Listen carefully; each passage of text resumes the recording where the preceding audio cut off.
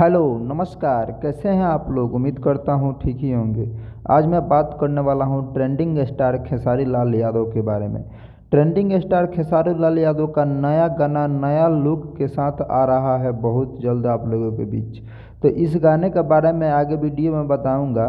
इसके पहले आप खेसारी लाल यादव के फैन हैं और मेरे चैनल पर नए हैं तो चैनल को सब्सक्राइब कर दें, वीडियो को लाइक कर दें। तो खेसारी लाल यादव का गाना तबला अभी बहुत धूम मचा रहा है, पूरा यूट्यूब पे नंबर 1 पे चल रहा है।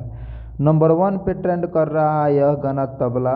और इसके बाद खेसारी लाल यादव ने एक नया लुक नया गाना आप लोगों के बीच बहुत जल्द लेकर आ रहे हैं।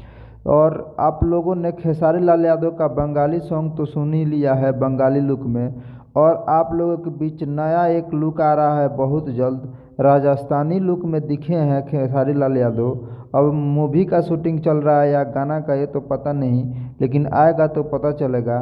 तो आपको ये वीडियो कैसी लगी कमेंट बॉक्स में ज़रूर बताएं।